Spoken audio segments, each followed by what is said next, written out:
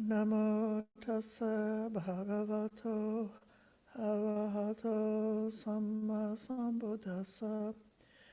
Namo tassa bhagavato arahato samma sambuddhassa. Namo tassa bhagavato arahato samma sambuddhassa. Buddham dhammang sangham namasami.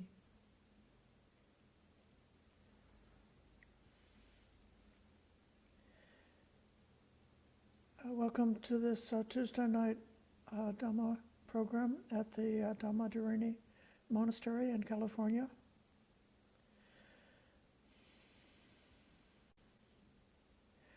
We're going to be starting with meditation, followed by some time for Dhamma discussion, continuing the conversation that we've been having since this past weekend about the 7 factors of awakening.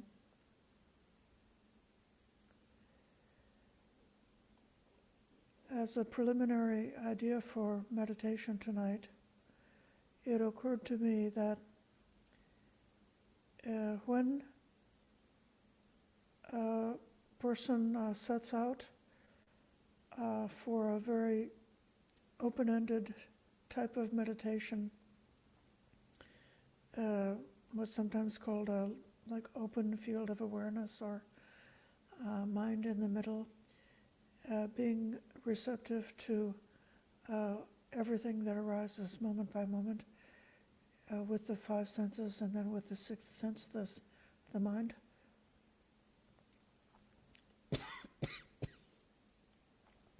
Well, it can happen that the corral for that type of meditation is just the here and now, everything that's arising exactly in the present moment within this body-mind. And it's a very wonderful meditation. But it also happens that sometimes that subject is too diversified or too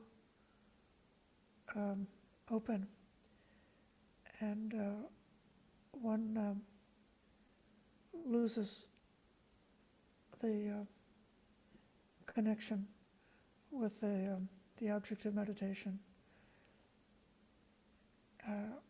and mind drifts away into being carried away by thoughts about the past and future, or about other things other than the here and now. One thing that I've noticed is that sometimes when setting out to do concentration type of practice, or a one-pointed type of practice, aiming to just put the attention on the breath or some other very clear, defined object of awareness, it can happen that other sensations, including the mental and the 5 senses, impinge into the awareness, including the contact and the feeling, the state of mind, the other things that arise associated with it, so that having the intention to just practice vipassana and see the rise and fall of phenomena, that's too loose or too vague, it doesn't work. But having the intention for the unification mind, and staying with a very clear object of meditation, a very clear procedure of meditation, then those moments that the mind wavers or wobbles away from that, staying 100% on that object, are the times when one can have really brilliant, wonderful vipassana and seeing things very clearly.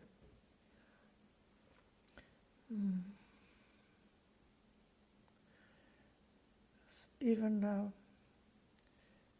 within the breath, there are many opportunities to see the body, where the breath is touching the body. Great opportunities to experience the feelings that arise and the states of mind that arise. So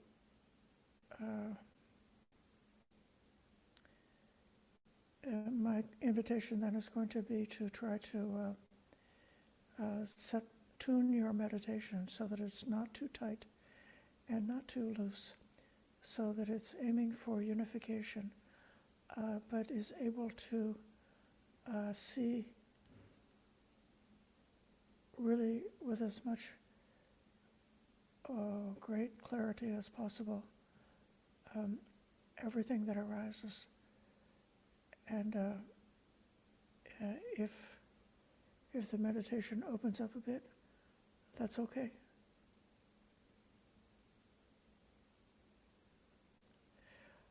Even if you had a bad day or had a great day and the mind is very excited and caught up with worldly things or with society or things like that, and you sit down for meditation and find yourself spending 5 minutes working on the shopping list and 10 minutes solving some kind of social problem, don't blame too much. That's just the way it goes sometimes. But then try to notice very clearly what that's like.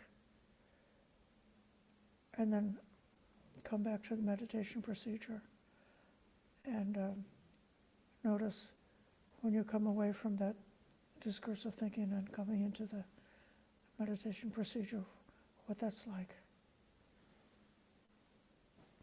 So with this preamble, we can come to an upright and balanced posture for meditation.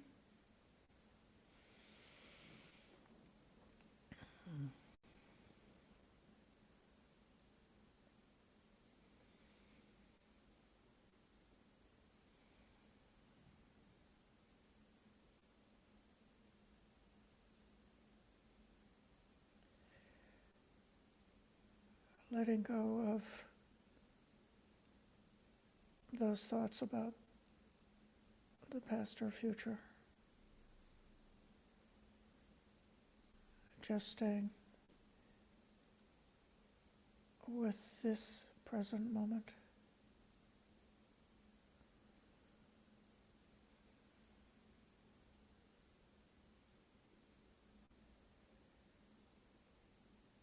Releasing any tension or nervousness in the body.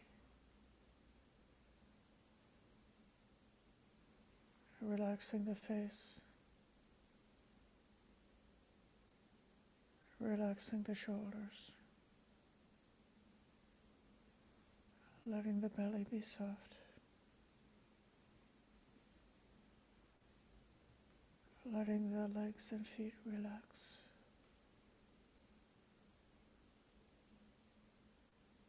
Letting the hands relax.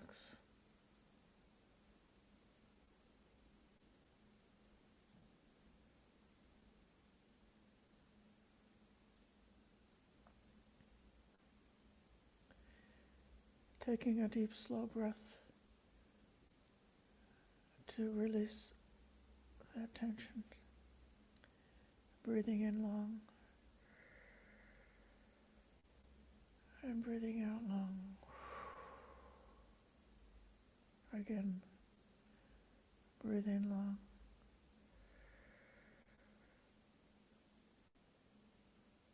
Breathe out long.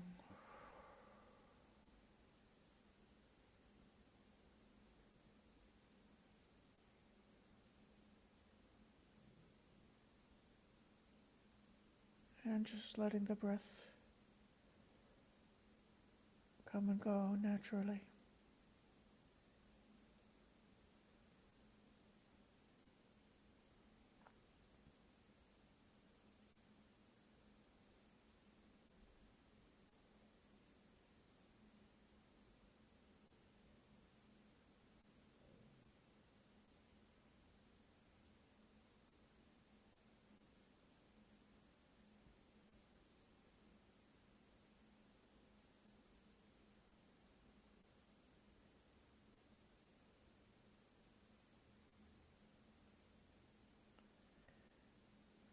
aware of the touching sensation anywhere in the body that's noticeable. The feet on the floor, the seat on the cushion, the hands touching, the air touching the face.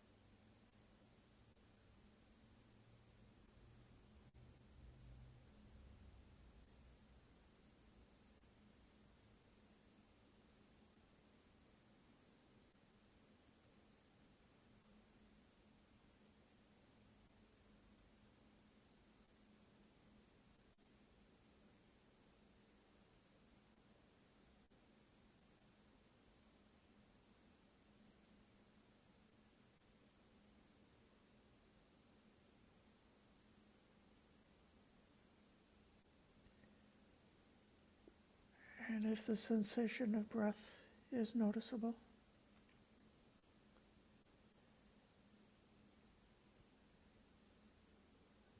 could be at the belly, or the expansion and contraction of the breast.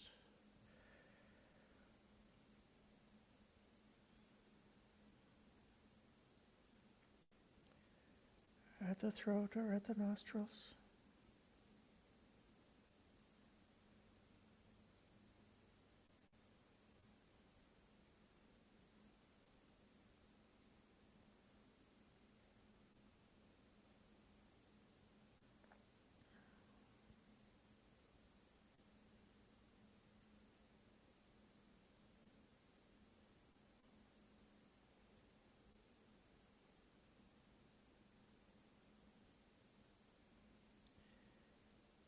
In whatever way,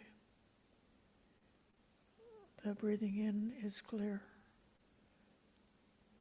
and the breathing out is clear.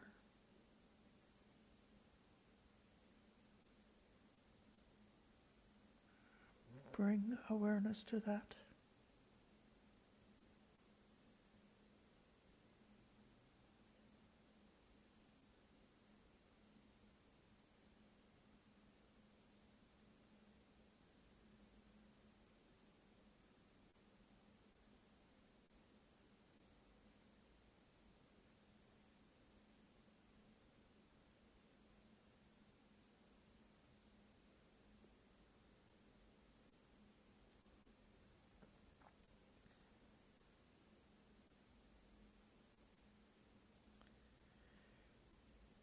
Any other sensation that comes along.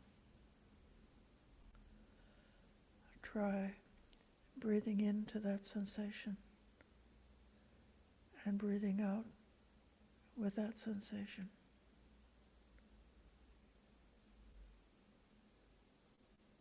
So the breath is always present.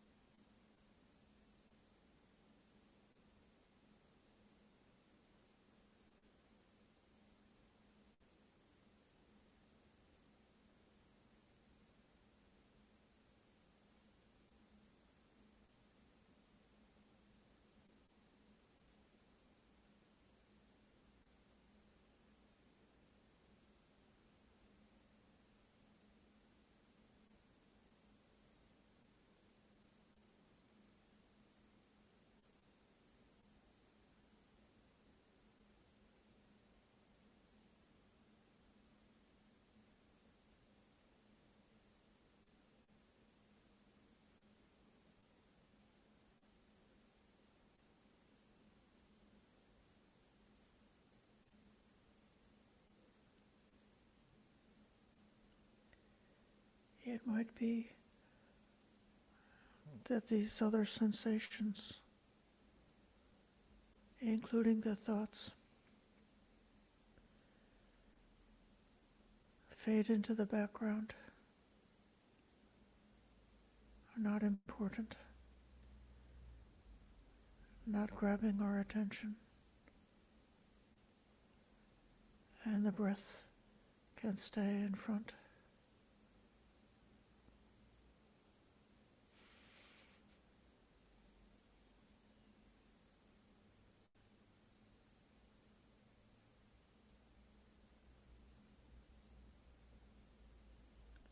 Or can be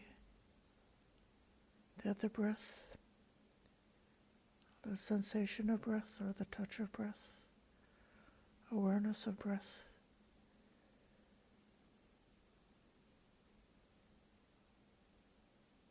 is coming along together with other sensations coming along. Just pay attention to each one as it comes, one by one.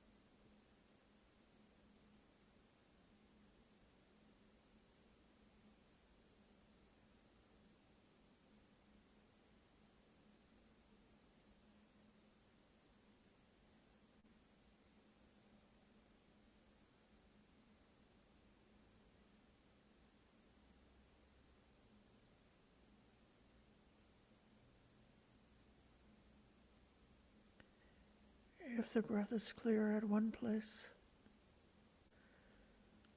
focus awareness there. Let awareness be bright on the breath where it's the most easy to notice.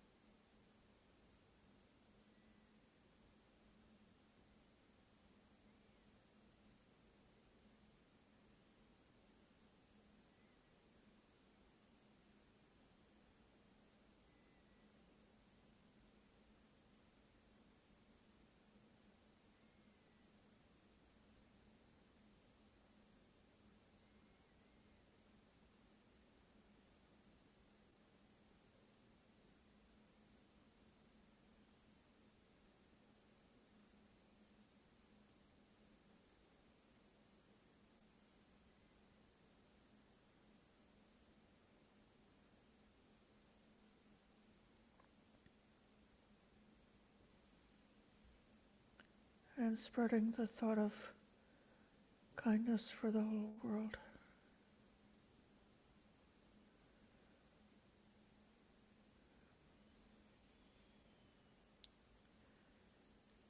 Breathing in, aware of whatever is difficult, dark or heavy. Breathing out with light, kindness, and goodwill in all directions.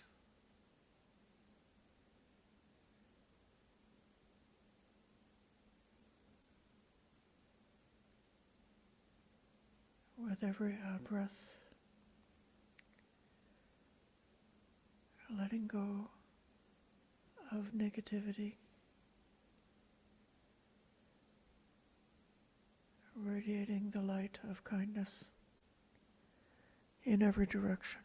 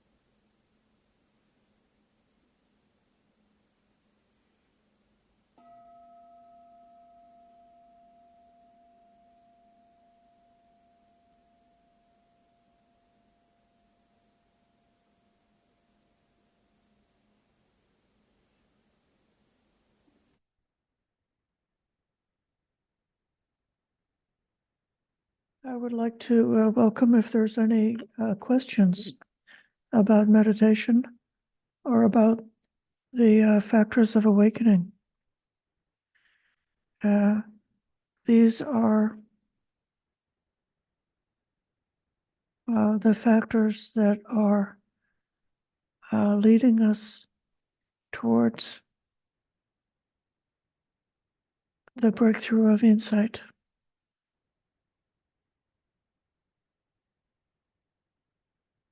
The mindfulness, which is able to remember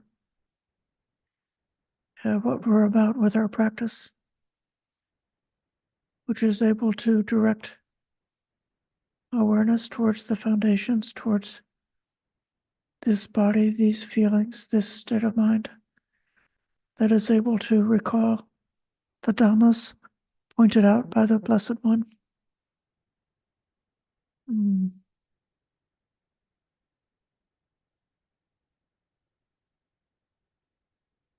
To whatever extent we've had any kind of realization, a breakthrough in understanding, the mindfulness helps us to remember that and to apply that understanding towards whatever is arising for us in the present moment. And then that investigation of Dhamma, having heard the teachings, reflecting and seeing how these teachings that we've heard are fitting into with what we can experience directly. And especially the investigation, which has a kind of orientation to the dark and the bright, what is leading us towards peace and happiness, which is leading us towards freedom, or else that which is leading us away from peace, away from happiness, away from freedom, and being able to clearly distinguish the states of mind, to know what we've got, how are we doing, moment by moment. Then the energy, the enthusiasm, the inspiration, wanting to make an effort to apply these teachings, to cultivate everything that leads to our true happiness. Then the piety, or the very pleasant feelings that can arise, especially when we have those moments that our bad habits and hindrances have fallen asleep and gone away, and we realize, we can see clearly that we're just present and free from those negativities, and celebrating that, saying, wow, I don't hate anyone right now. All my addictions are not active right now. I'm just in the present moment, just as it is. Wow, isn't that great?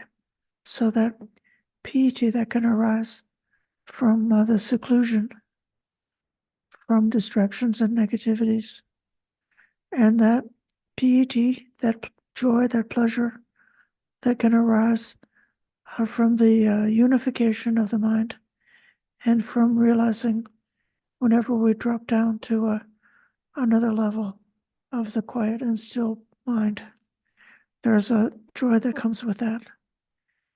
And then that relaxation, or that tranquility that can come along as we learn how to calm down, even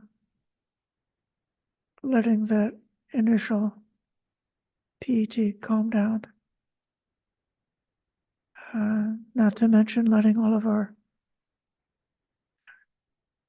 troubles and worries and tensions and nervousness all to calm down. Even the power of the energy can calm down, can be more subtle, more quiet, more peaceful, more natural, more intuitive.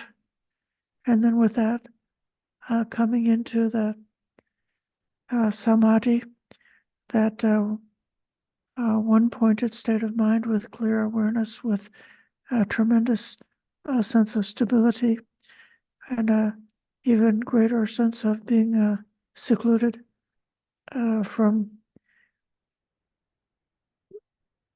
anything that could impinge or disturb.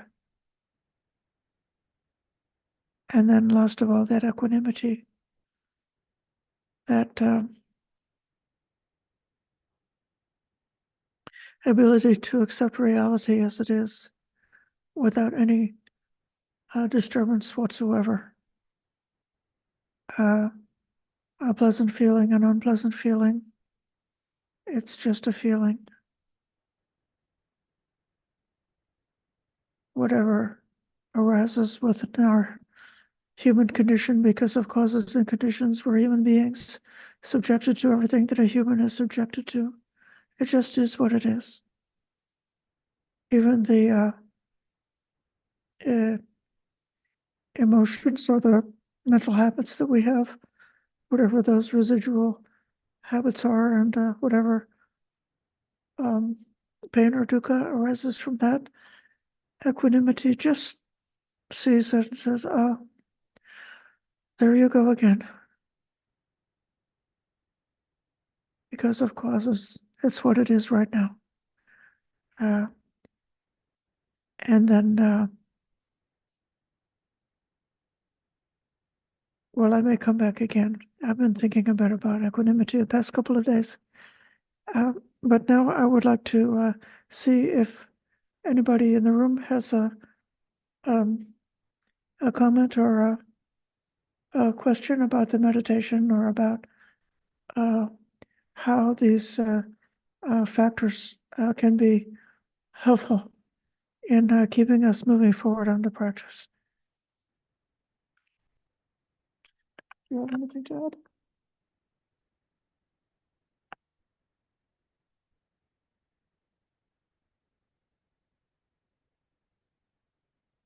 Or any report that you would like to give about your meditation today?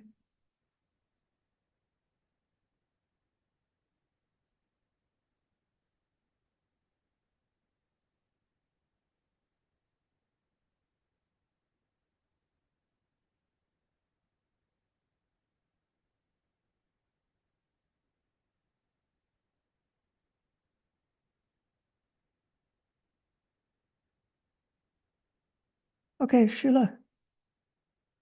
Good evening, Maya. Good evening, everyone. It took me a few minutes for my mind to settle, but when it did, it did. And that was something I noticed this evening. That was a good reminder. And I didn't stay with the upset that I had been introduced to before I sat down this evening. So I noticed that it didn't take too long for it to move out. And I think the instruction to breathe deeply really helped shifting my awareness. Thank you. Oh, you're welcome. Yes, that's a trick. I don't see that breathing, that deep breathing, as I don't know where it says in the sutta that one can do that at the beginning, but definitely the sigh, yes, releases tensions, and we know the mind and body are connected. So by making that good deep sigh, letting the tension go out of the body, that can help to unlock whatever tension is held in the mind. Yeah. Thank you.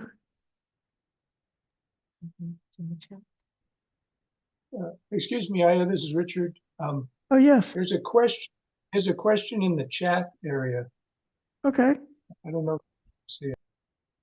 I'm going to take the spotlight away from Sheila.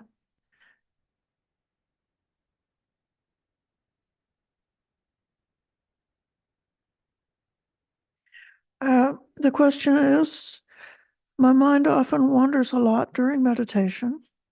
Sometimes it is difficult to wrangle it back without it wandering again. What's the best way to accomplish this? Yes. So there are a certain number of tricks that can be helpful when the mind is wandering. But I would say the starting point is to take, in a way, to investigate why the mind is wandering. For example, if I'm emotionally activated about something, the mind wanders a lot because there's this strong impulse to take care of whatever that emotional arousal is. And in that case, it takes a lot of extra determination to keep the mind still, despite something that's emotionally active.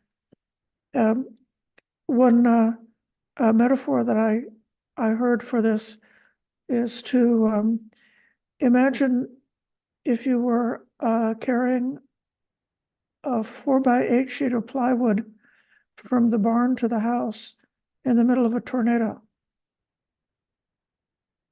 If you get a good grip on that board and you got it angled towards the wind in a certain kind of a way, you could be able, with all of your strength, to be able to take it to the destination. But if you lose your focus and shift a little bit, the wind may whip it away, and then you lose it. So in that case, to accomplish that, in that particular guided meditation I once got, I imagined meditating on the bones, on the skeleton, and really getting a good vision of how solid and strong the bones are. And then visualize like making the meditation as strong as that, as strong as the bones. That's one example. But I also have noticed that there's another time that the mind wanders. For me, if I'm in the process of falling asleep, especially during a Dhamma talk,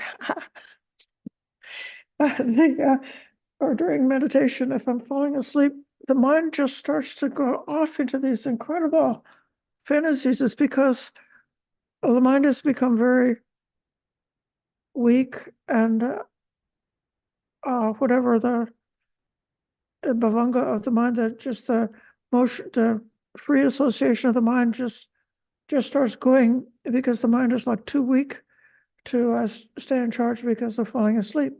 And so in that case, like a simple effort to stir up energy, even like keeping the eyes open for a bit, or else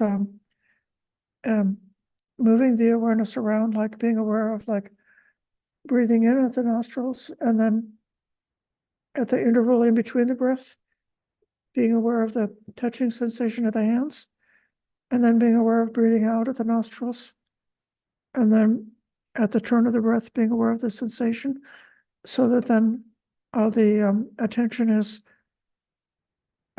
moving between the hands and the nostrils in that example.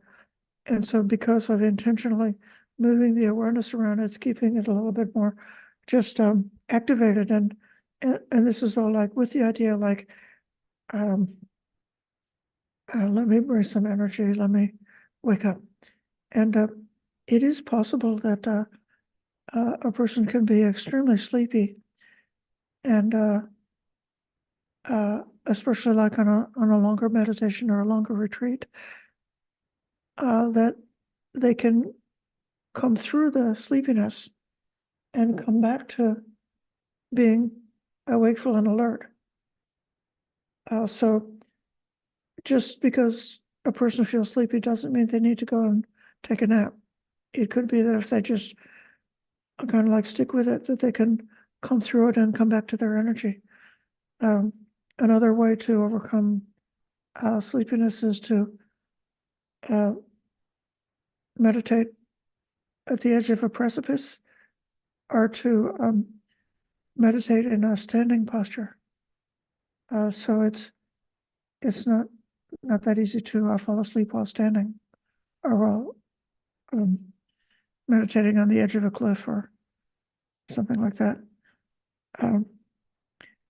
But don't wandering mind it's a completely natural thing, and just using some kind of artificial tricks to reduce the wandering, that's good. When the mind wanders, as soon as you realize it, as soon as you're able to do so, come back to the breath or come back to the object. And then when the mind wanders again, as soon as you can, come back to the object. So you don't want to be wandering that you go from A to B, B to C, C to D, E to F, and keep doing like free association from one thing to another. But at the end of one thought, come back to the breath. If you're able to do that, if you were able to return to the breath 20 or 50 or 200 or 500 times during a sit of meditation, you would have developed a really fantastic power, which is the power to return, to come back to the object of meditation. And that's a tremendous advantage for you. Those are some ideas about how to work with the wandering mind.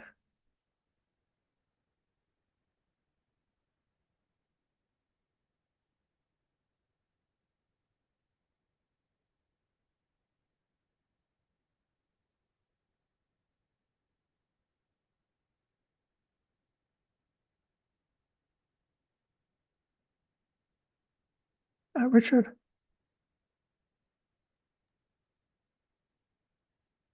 Thank you.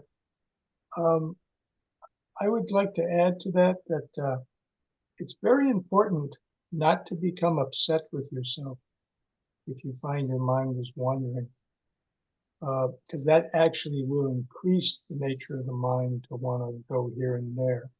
You should always treat yourself. Who was Ajahn Brahm coined the term kindfulness? You should be kind to yourself.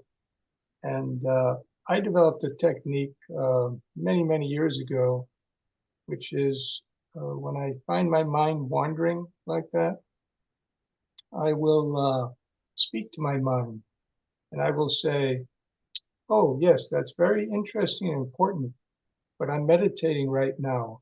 And we'll think about that later when my meditation is done. And that seems, because you're kind of turning that wandering mind into like a subjective-objective relationship. So that's an object, it's not you. And it also maintains that kindliness and that for yourself. And anyways, that seems to work for me. But again, I just don't become upset with yourself. It's going to have the opposite effect if you do that. Anyway, thank you. That's all I wanted to say about that. Thank you. Yes, I have something that's kind of similar to that. I noticed that when the mind wanders, then the follow-on thought was like trying to analyze why the mind was wandering or what the problem was, and then the wandering goes on and on. So I came to an idea of putting the distractions in a budget. So whenever I notice the mind has gone away from the object of meditation, I would give it one note, meaning to see clearly what was happening. And then I would give it that thought of kindness and say, that's all for now, and then come back. So it's like one note and one thought of kindness, and then come back. It's almost exactly the same thing, what you were saying.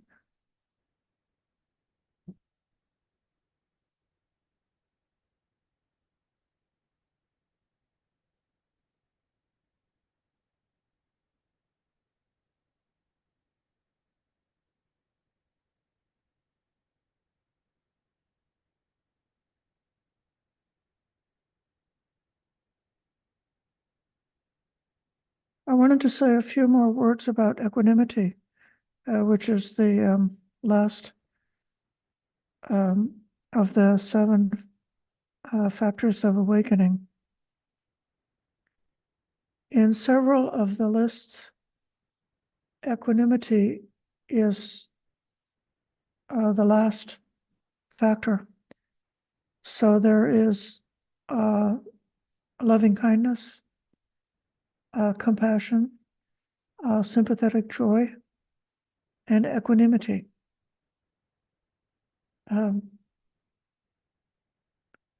Loving kindness is accepting all beings, including oneself, no matter what, without any concern about what their characteristics are, just wishing for their happiness. And then the compassion is particularly aware of the dukkha, of the suffering of beings, and wishing for them, any being touched by dukkha, to be able to emerge from that. And then the sympathetic joy is particularly oriented to the success and happiness that beings can experience, with the wish, may they not lose what they've gained. And then equanimity. So there's a certain kind of like an intention, even though these meditations are just a thought process, especially with compassion and sympathetic joy, to say, it's almost like wanting to a skillful karma. Or if I could just make the suffering go away, or if I could just make the success and happiness to not be lost and to be preserved. But then the equanimity stands back from the success and failures in life, and just sees that all beings are the owners of their karma because of causes and conditions. There is suffering, there is success, and it just is what it is, and the mind becomes very calm and still and accepting of the whole picture. So then in the factors of awakening, we see it's the last one. In the Eightfold Noble Path, the last of the path factors is Samma Samadhi, which in some places they give the more extended description of Samma Samadhi in terms of the 4 jhanas.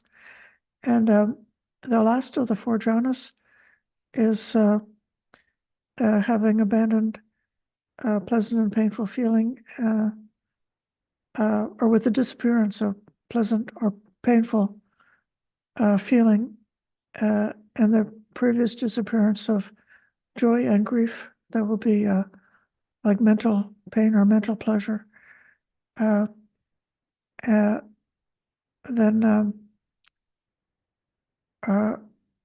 a neutral feeling is remaining. There is this, what's in the Pali, it's Upekkha Sati Parisuddhim. Upekkha, equanimity, Sati, mindfulness, Parisuddhim, purity or purification.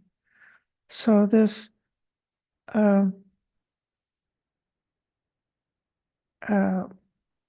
in different translations, sometimes it's the purification of mindfulness and equanimity, or the purification of mindfulness because of equanimity.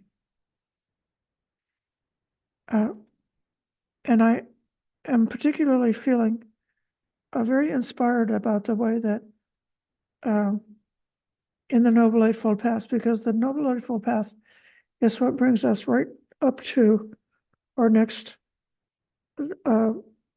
making that transition onto the noble path, or to the next level of our noble attainment. The opening of the Dhamma eye, eventually the final realization of the destruction of taints, knowing we've done what had to be done, and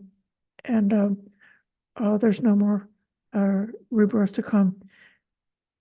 And I just remember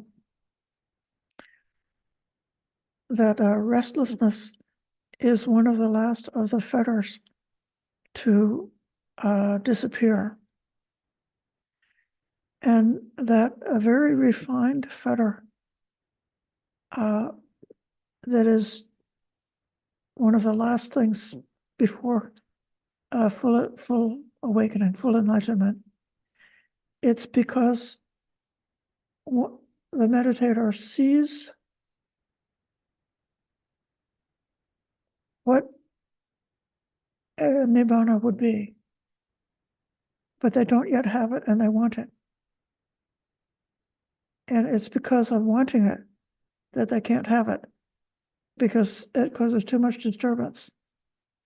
So then when the equanimity factor takes over, and that restlessness and craving, even the wish, for our spiritual success, is still a kind of a restlessness. And one becomes just perfectly at ease, just accepting, just allowing the nature of the Dhamma to follow its own course without having to exert anything about it. And that equanimity then makes it possible for the enlightenment to arise. And it seems to me that even for those of us who may be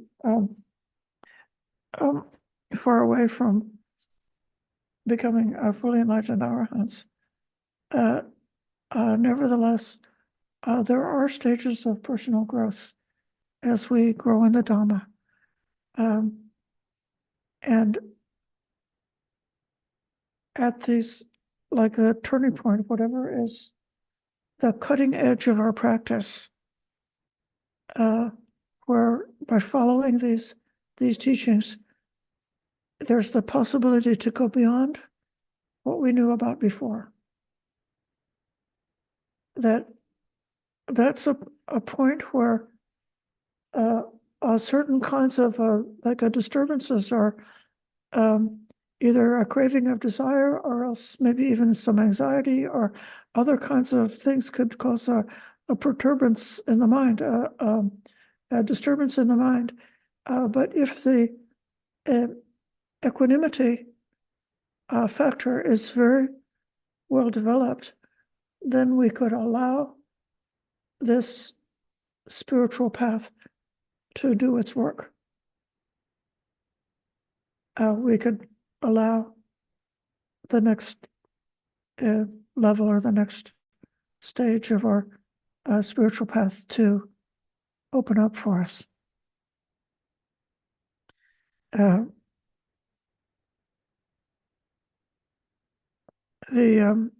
the sutta that we were looking at before, over the weekend, they had a mention of equanimity based on diversity, equanimity based on unity, and then going beyond equanimity.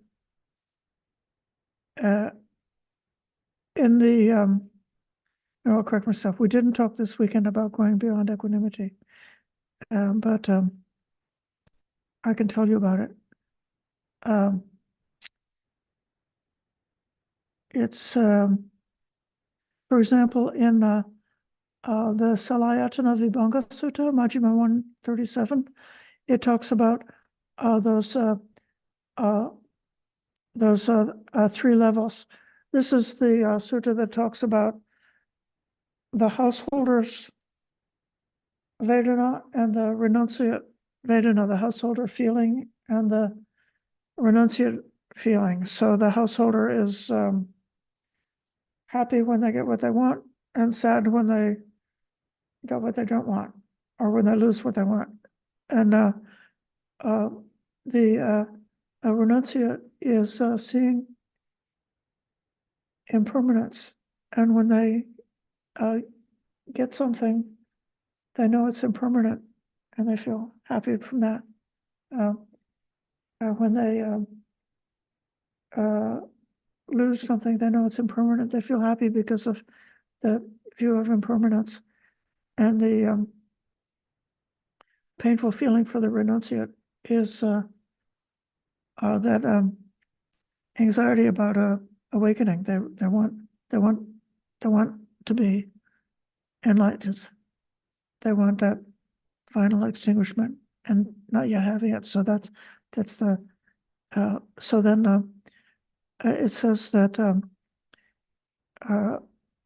that renunciate unpleasant feeling, the disturbed mind because of craving for awakening, should be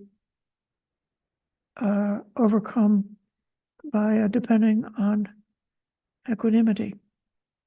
And then within equanimity, it gives the equanimity based on diversity. That's the multiple of sensations in the through the senses,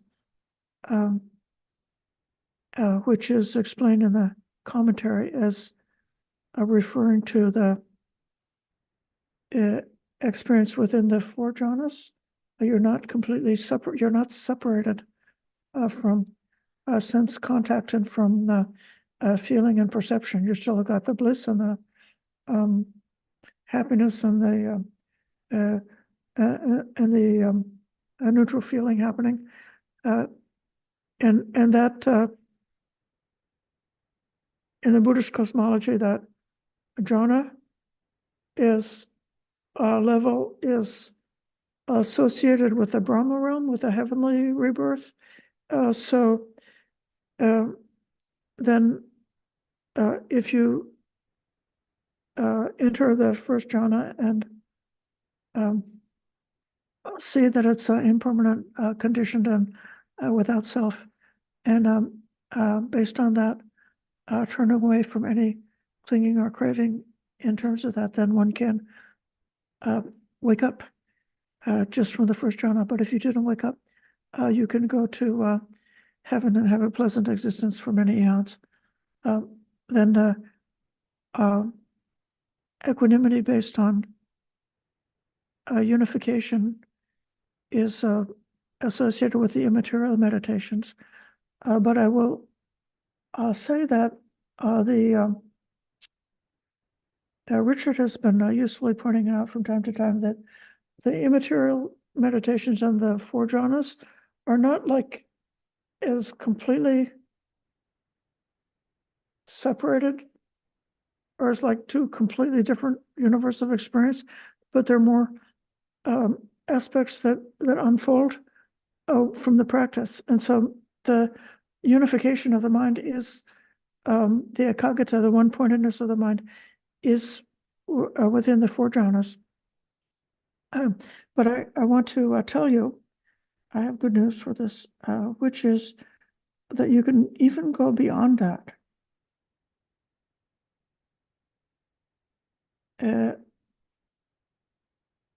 And when you go beyond that, the Pali word is called attamaya, which basically means non-identification, or I'm not being made of that.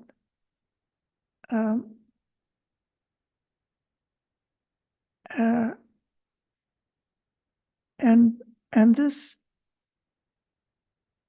is where everything that we've been cultivating and pondering, thinking about, and realizing bit by bit is a gradually different things that an ordinary person identifies with as a self, so that we don't think our job description is ourself. We don't think our property is ourself. We don't think our body is ourself. We have gradually learned to analyze and become disengaged from the five aggregates, so that our feelings, our perceptions, and our volitional formations, then the whole stories and things that in the past used to be so rigid and powerful that we would just naturally cling to them within this process of life. But we start to like see through that whole process, and it breaks up and becomes very like open-ended, and we don't see like what my opinion is not that important. It's not myself. I don't have to identify with it. And my feelings, my wishes, my hopes, my aspirations, no, none of it. I don't need to identify with any of it. And then even, within this is kind of like the ultimate level. Just with this awakening is like that last vestige of identification goes away. And so that will be beyond equanimity. So you overcome equanimity based on non-identification. So in some of the commentaries, that non-identification is explicitly connected with like the transition to enlightenment, or the opening of the Dhamma, or the noble attainments. But equanimity is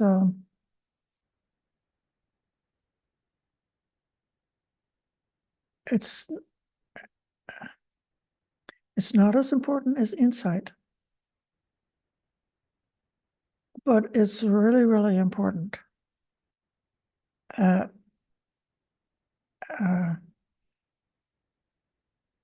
What you can see depends on where you stand. And if you're standing on a ground which is disturbed, that will affect how much you're able to see. But if you're standing on a ground which is stable because of equanimity, then you will be able to see clearly. So this sati, upekkha, parisuddhi, there's mindfulness and equanimity, the complete purification of those two factors together means that the equanimity and the clear seeing come together.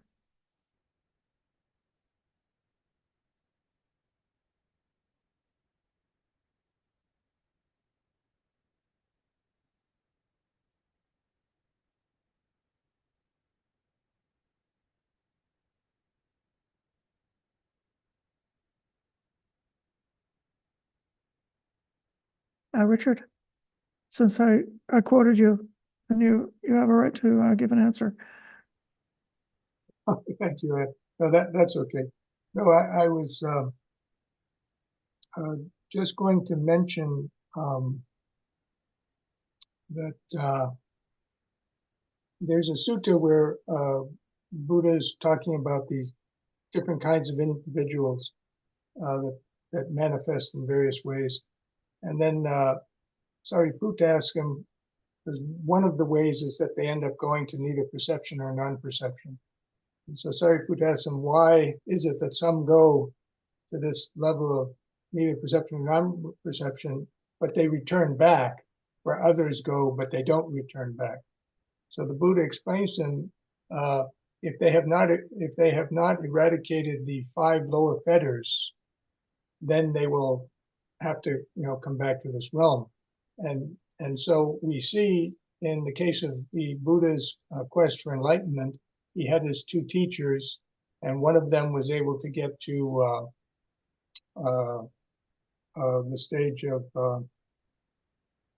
it's usually translated as nothingness, but I prefer unstuckness because you've gone below the 6 lower elements or states, and you've unstuck yourself from that, you've freed yourself from that. And the other, his father went to neither perception or non-perception, but they weren't sotapans or once returners or no returners or anything.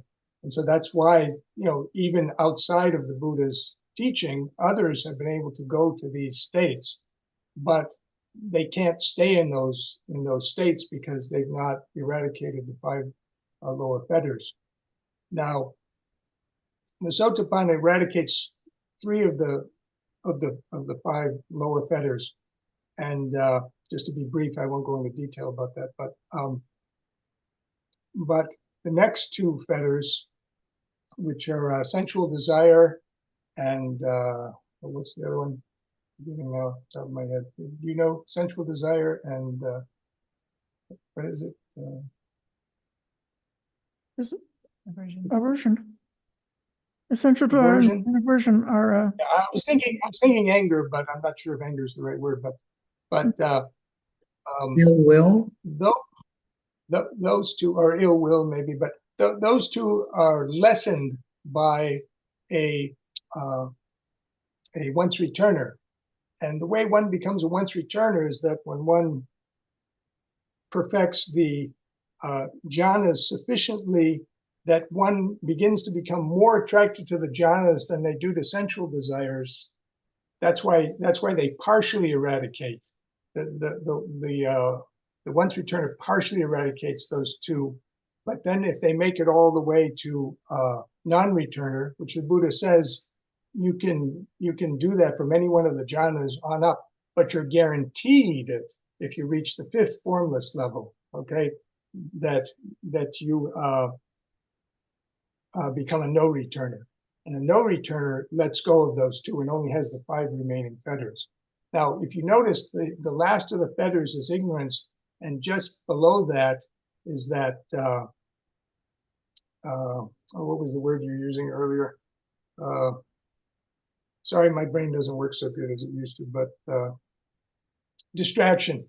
You have distraction, and that distraction is actually the fetters due to chaitana, due to the mind's volition.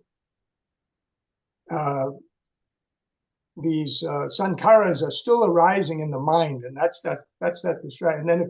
And then if you're a little less developed, you have other things, and then finally you come down to the lowest of the 2 fetters are desire for bodily existence in the rupa, in the realm of the rupa, or a desire for existence in the formless realm. And but if you're at that level, when it says desire for existence in the rupa level, because you've already left those lower fetters behind, it means the Brahma realm of form. It means you may want to come into the Brahma realm of form, but you won't descend below that because the Brahma realms, the jhanas, are beyond the, you've blinded Mara.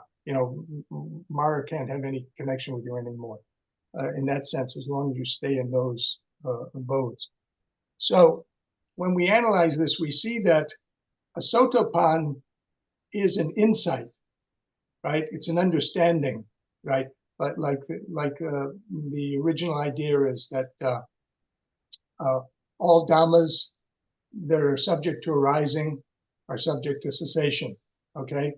But the other 2 in between, a once returner and a no returner, have to do with attaining certain levels of mental control that automatically starts causing you to let go of things. But arahant, again, is an insight, okay? Because, and it's always said, the mind is liberated, and there's no more coming to any state of being, right? So again, that's another insight. So the bookends are insights, but the middle are process levels of experience. Okay, and by attaining those certain levels, it is a sort of knowledge and insight, but it's not the same as like the profound, what you might call momentary insight of like becoming a sotapan, or the momentary insight of attaining arahantship. Mhm. Anyways, that's just one way to look at it. I thought that might be helpful for people when they're trying to understand how these things all interact, how they work together. That's my opinion, anyways. Thank you very much. Thank you. Alcohol and Sheila? So a couple of things come to mind. How would one know if they're to be, what do I want to say? How does one know if they have attained arahantship? Because it seems to me that we are on this path without clinging and the desire to become. And I have been in the company of others on this path, and I've been I have been curious when there have been very robust conversations about, oh, attaining jhana, or, oh, I meditated and I attained that. And so, and maybe it was at a time where I wasn't, that wasn't a focus. And I don't think my focus is attaining jhana during a meditation. It might be nice, but I don't like sit down and that's my goal for that meditation session. So it seems to me that there is a level of attainment that if we're not careful, we are pulled back by staying in selfing and wanting to become and clinging and grasping and desire. So, and I guess that goes back to my question. How does, and not how does one know in terms of, oh, I know I'm an arahant, but it would seem to be a process that we don't have anything to do with if we're practicing in accord to the Dhamma. And that's just what comes to mind. And I could be very, very wrong and off, but that's what this conversation brings up for me. Thank you. That's a wonderful question. And you're pointing out the danger of what's sometimes called a spiritual materialism, where people think of the results of this practice as being some kind of something that is to be acquired, whereas actually the whole process is not a process of acquisition, but a process of non-acquisition, of not acquiring anything and letting go of everything. So I'm going to step back, because our retreat is about stream entry. I'm listening to what different teachers say about stream entry. And one thing that I heard is that with stream entry, meditation becomes really easy. It's like the most natural thing in the world, meditation. And so I think that's, if true, that's a really great marker and perhaps a motivator to strive to do this. In later times, even ancient Buddhism, but in the times like after the commentarial period, it seemed like they made stream entry more and more difficult and abstruse, whereas in the early text, stream entry was kind of basic, it's like just getting that perfect confidence in the Buddha, Dhamma, and Sangha based on that initial insight. So then, if it is possible for a person to be mistaken about what they've accomplished, and if they are lucky enough to have a teacher who's ahead of them, someone who's has even greater accomplishments would be able to tell and be able to help them understand whether they had misjudged where they're at with their spiritual growth.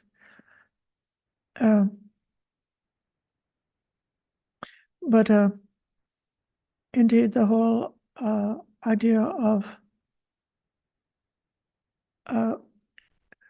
these different statements about, what the hallmarks or the signs of the different levels, or what the main the work to be done at the different levels is all just to get oriented to time and space. It's like I'm not thinking I really, really would like to go to the kitchen. Oh, let me be able to go to the kitchen. No, I just go to the kitchen, it's just like an orientation, because I know the geography of this house and I know where the kitchen is. And so I think in some ways, the geography of the stages of awakening, and the geography of the jhanas and the immaterial meditations, and how that it relates to the stages of awakening is, and then on top of that, the cosmology of the types of rebirth. It's a map.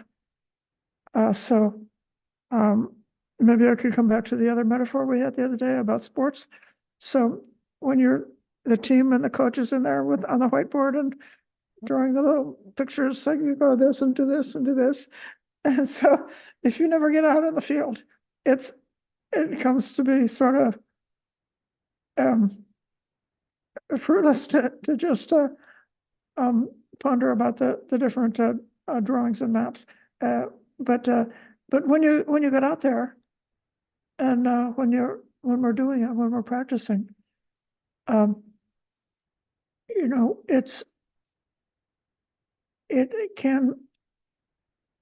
think it's part of our practice that when we have got this, like a citta anupassana, this mindful contemplation of the states of mind, that we can learn to know what's going on with our state of mind. If I were to, I gave this as an example once. I said, I heard of somebody who, a bhikkhu who was able to say with complete honesty that they had not been angry in 25 years. And then later on, I saw something like on Facebook or something saying, Sobana has not been angry in 25 years. But that it's possible to have that kind of clarity, that you can really know what's going on with your mind. And then we should, if we love and appreciate this Dhamma that was given to us in the suttas, the parts that we're able to make use of, and that is a map, and it is possible to take what we've realized directly, personally, for ourselves, how our own heart and mind has evolved from before, and to put that in the context of what we've heard from the teachings of the Buddha. And it's worth doing to put our own personal experience up against a map. So the squiggles on the whiteboard about the players and what happens next does have a use, but it has a use in the context of what we can know directly through our own clarity. I hope that is responsive to what you said, and I agree with what you said. Yes, thank you. That was helpful. Yeah. Okay, so I think we've used our time very beneficially, and now we can pay respects to the Buddha, Dhamma, and Sangha.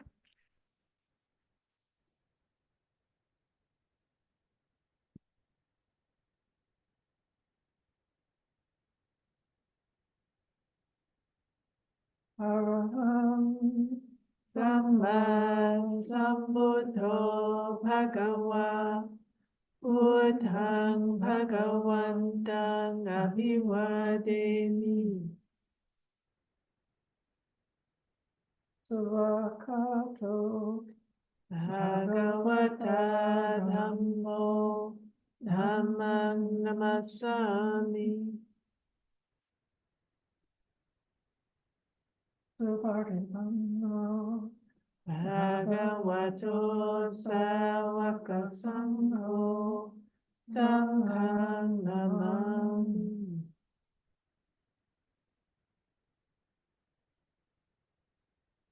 Thank you, everyone, for your practice and your patient listening. Thank you. Thank you, Anna. Good night.